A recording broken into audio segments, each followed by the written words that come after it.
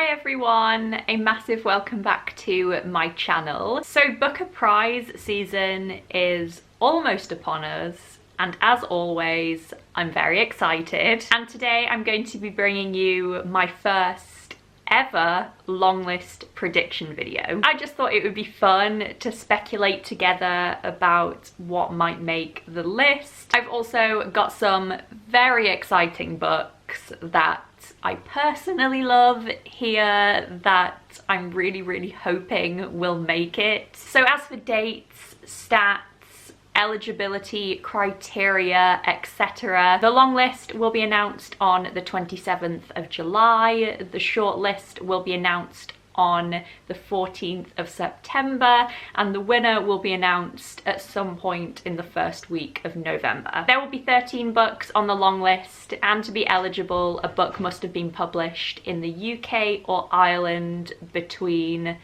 the 1st of October last year and the 30th of September this year. I have tried to pick my top 13 books that I think will make it onto this year's long list.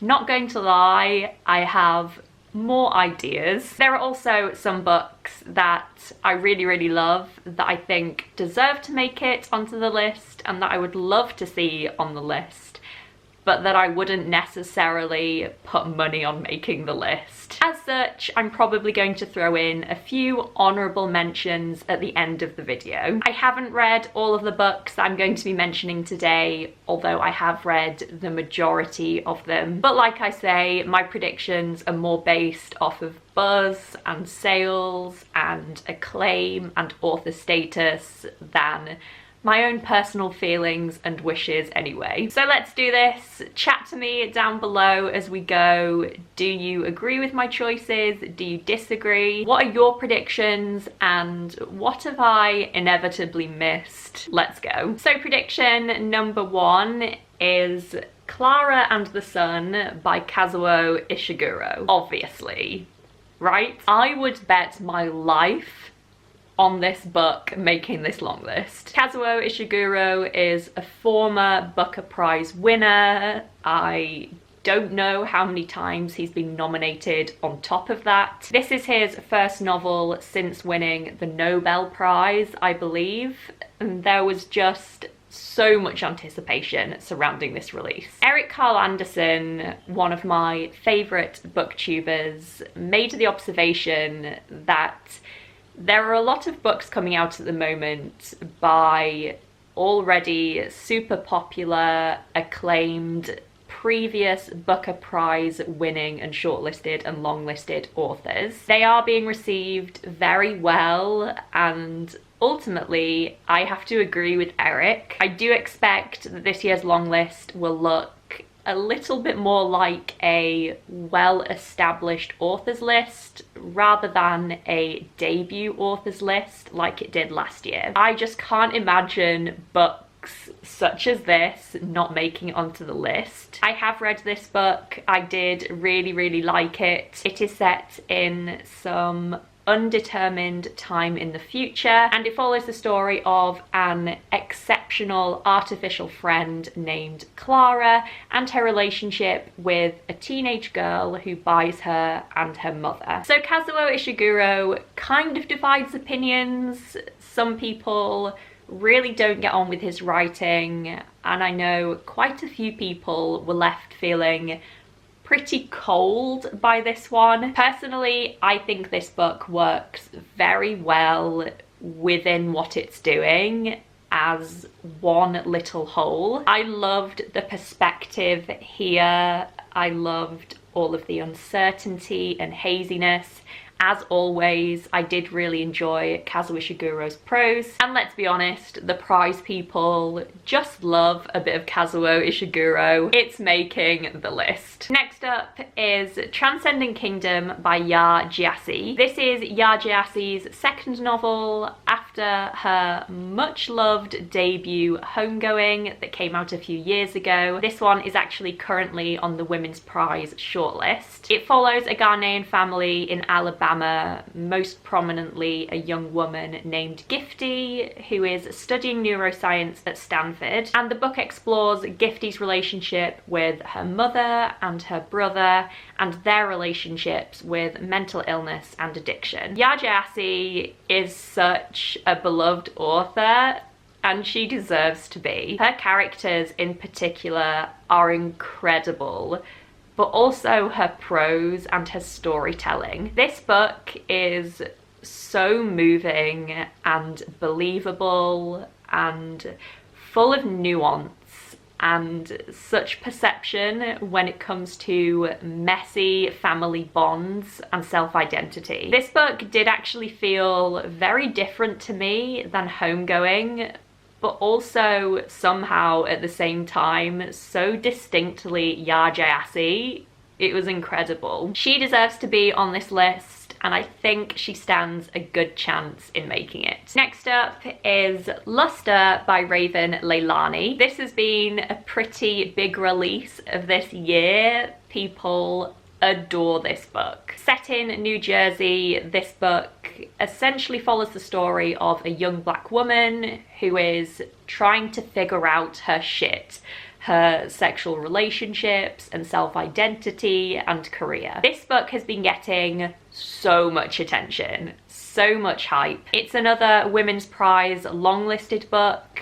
I did, of course, already read this one and really enjoyed it. It feels very contemporary, very fresh. It's got that super angsty millennial feel to it that everyone is loving at the moment. Very witty humour and dry dialogue. This is so readable and feels very authentic. We will see. Next up is Bewilderment by Richard Powers. This book is not out yet. It doesn't come out until later on in September, so right at the end of the eligibility criteria, but I still think it stands a really good chance. Richard Powers wrote The Overstory, which was obviously shortlisted for the Booker a couple of years ago. It also won the Pulitzer. He's just a writer who is massively on the up, I feel. So I haven't read this one yet. I should hopefully be getting sent a proof copy of it soon. All I know about it is that it tells the story of an astrobiologist and his son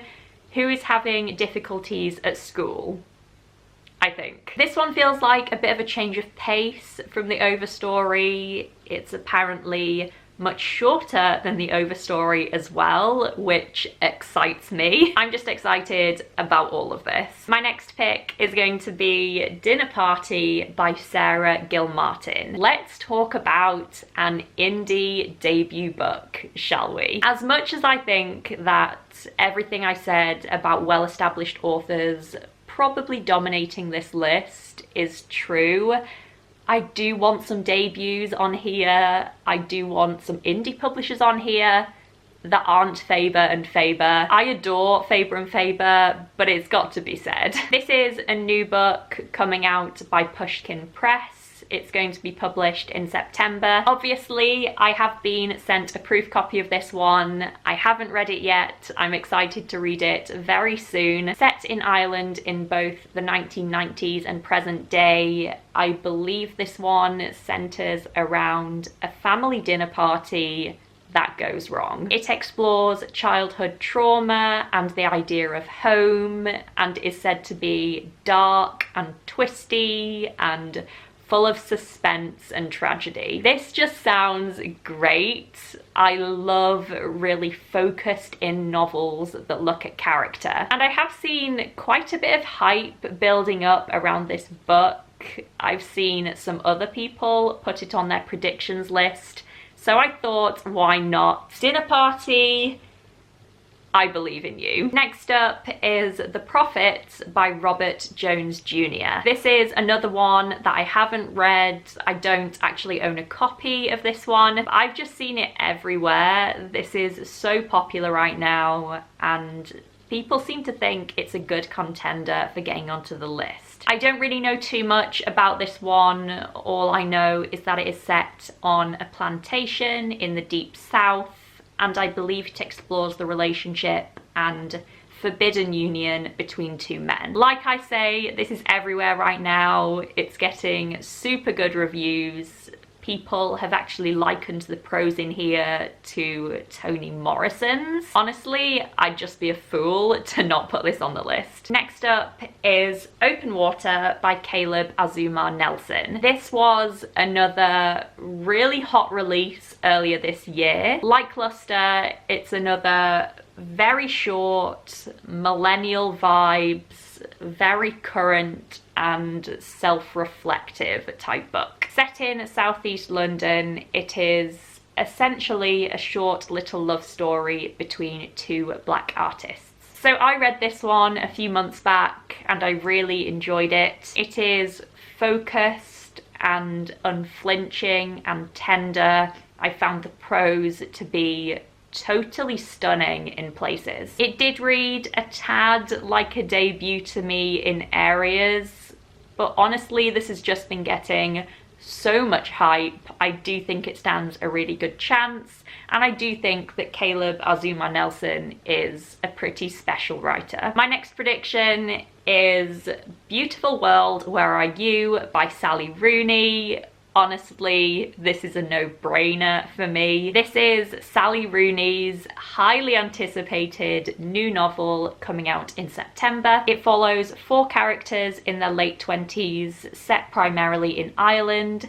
We have Alice, a novelist, Felix, a warehouse worker, Alice's best friend Eileen, and Eileen's childhood love Simon. I was lucky enough to be sent a proof copy of this book. I read it basically as soon as I received it, and I actually vlogged the whole reading experience, which was so much fun. So please go and check that vlog out if you haven't seen it yet. This was honestly superb. It was the perfect step up for Sally Rooney, in my opinion, just in terms of the ages of these characters and the kind of relationships they are navigating, the personal issues they are facing, as well as the wider issues they are facing. I loved this. She is continuing to grow. We love to see it. Honestly, I'll be shocked if this doesn't make the list. Next up is Harlem Shuffle by Colson Whitehead. This is another September release. Again, I haven't read this one yet. Again, I should hopefully be being sent a proof copy soon. Colson Whitehead is a much acclaimed author. The book prizes love him. He was longlisted for the Underground Railroad a couple of years ago. I believe he won the Pulitzer twice. I haven't actually read anything by him before. Can you believe it? But I do really like the sound of this one. I believe it is set in the 1960s in New York. I believe it follows the story of a salesman who is expecting his second child with his wife. They are having a difficult time and he somehow becomes involved in a heist. This has been described as a family saga masquerading as a crime novel.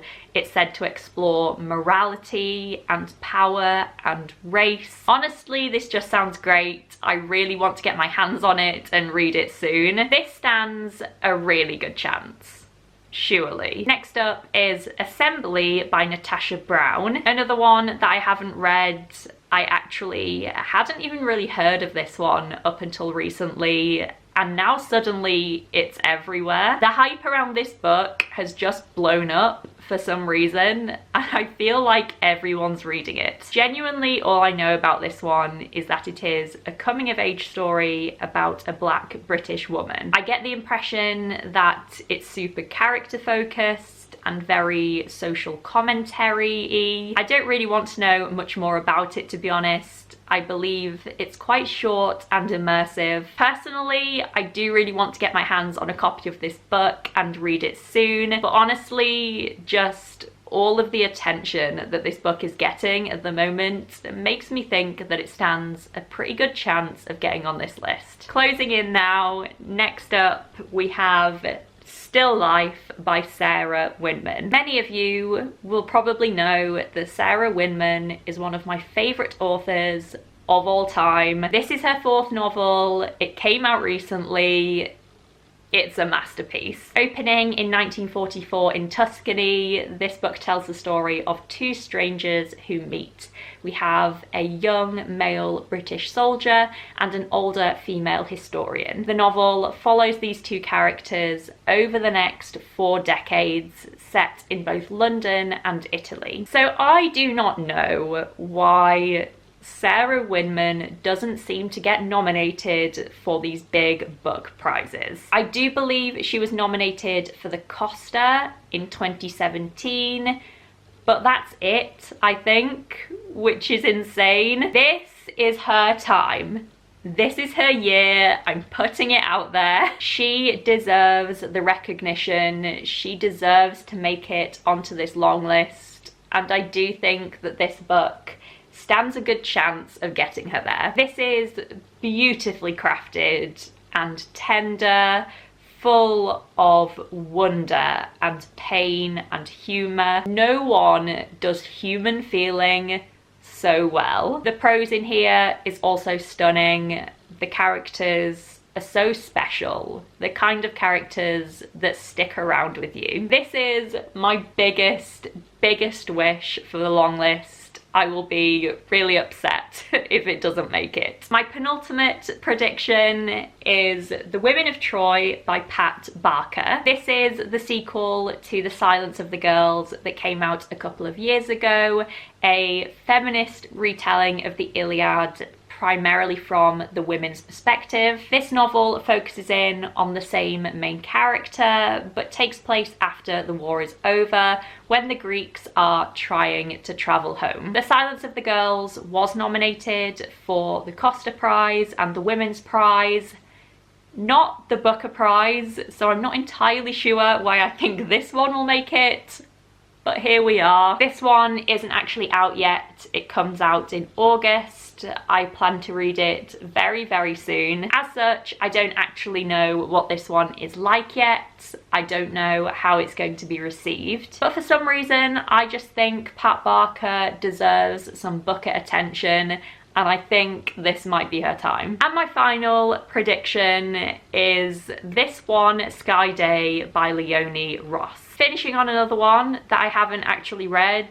but everyone else seems to, and they seem to have bloody loved it. I have to say, getting a grip on a synopsis for this book, having not read it, proved pretty difficult. I know that this book has magic in it. I know that it is apparently pretty experimental and strange.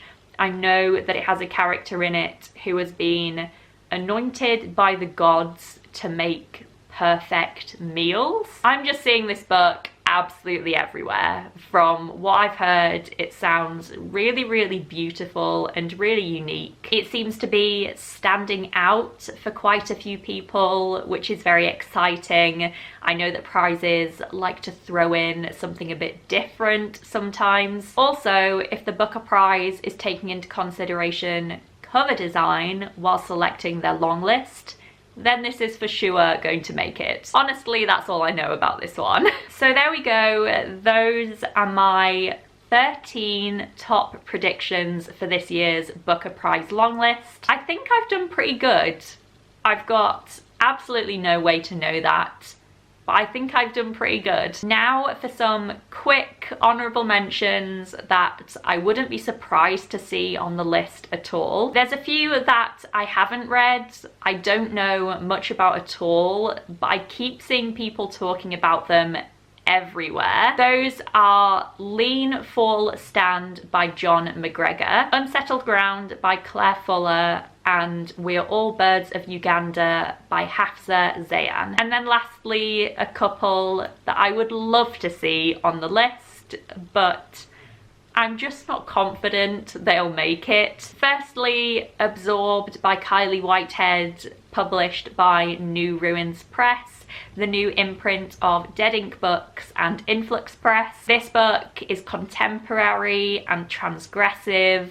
It's filled with body horror and female insecurity. This publisher is just exciting and they deserve some attention. And secondly, Bear by Marion Engel, published by Daunt Books Publishing. This is gorgeous and strange and beautifully written, and it really makes you think. Although I'm not actually convinced that this one is eligible. It was published in the UK for the first time this year, but I believe it was published in Canada quite a while ago. Whatever, it's getting a mention. So I think that will do. I think that is enough books that might make it onto this year's long list. I would really love to know what you think about my predictions. I would love to know what your predictions are. Please chat to me down below in the comments about all things Booker Prize. I love to hear from you guys. Thank you so much for watching. As always, I appreciate you all so much. I really hope you're doing well, and I will see you all soon in another video.